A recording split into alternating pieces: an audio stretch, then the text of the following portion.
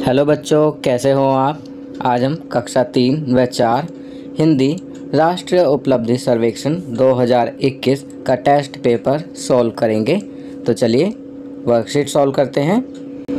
भाग 1, दिए गए गद्यांश को पढ़िए और दिए गए प्रश्नों के उत्तर दीजिए। तो चलिए दिए गए गद्यांश को पढ़ते हैं और प्रश्नों के उत्तर देते हैं। सेब एक ऐसा फल है जिसकी दुनिया भर में खेती की जाती है। सेब की उत्पत्ति मध्य एशिया में हुई थी।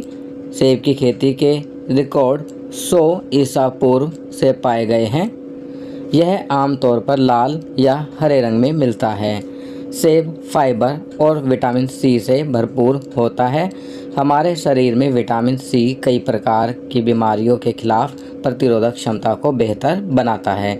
कहा जाता है कि प्रतिदिन एक सेब चिकित्सक को दूर रखता है। यह इस बात का उदाहरण है कि सेब कितने स्वास्थ्यवर्धक तथा पोषक तत्वों व खनिजों से भरपूर होते हैं। दुनिया में सेब उत्पादन का लगभग 49% भाग चीन द्वारा उत्पादित किया जाता है। सेब को सामान्यतः कच्चा खाया जाता है, लेकिन इससे रस, जैम और जेली आदि भी बनाई जाती है। चलिए गद्यांश पढ़ने के बाद प्रश्नों के उत्तर देते हैं।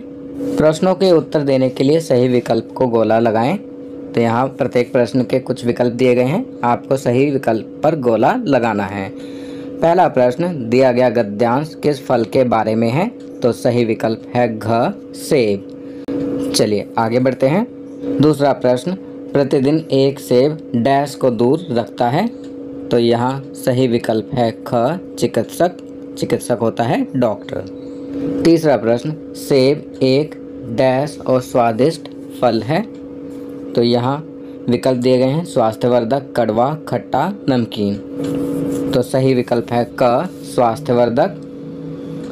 चौथा प्रश्न, सेब की उत्पत्ति कहाँ हुई थी। तो सही विकल्प है क, मध्य एशिया। पांचवा प्रश्न, सेब का 49% उत्पादन डैश देश करता है। तो सही विकल्प है ख, चीन। चलिए आगे बढ़ते हैं। भाग 2, दिए गए चित्रों को ध्यानपूर्वक देखिए। यहाँ पर कुछ चित्र दिए गए हैं, जैसे मास्क पहनकर बाहर जाएं, सैनिटाइजर, अपने हाथ सैनिटाइजर से साफ करें, सोप, अपने हाथ साबुन और पानी से धोएं। अब कहा गया है निम्नलिखित प्रश्नों के उत्तर देने के लिए सही विकल्प पर गोला लगाइए। तो यहाँ पर प्रश्न दिए गए हैं और उनके कुछ विकल्प हैं, आपको सही विकल्प पर गोला लगाना है। छठा प्रश्न, यह चित्र तथा जानकारी क्या दर्शा रहे हैं। तो सही विकल्प है ग, कोरोना जागरूकता। सातवां प्रश्न, कोरोना से बचने के लिए हमें डैश पहनना चाहिए। तो सही विकल्प है ख, मास्क। आठवां प्रश्न, हमें नियमित रूप से अपने हाथ साबुन और पानी से डैश चाहिए। तो यहाँ सही विकल्प है घ, धोने। नौवां प्रश्न, जब साबुन उपलब्ध ना हो तो हम डैश का उपयोग कर सकते हैं। तो सही विकल्प है क, सैनिटाइजर। 10वां प्रश्न, हमें अपने डैश और डैश को फेस मास्क से ढकना चाहिए।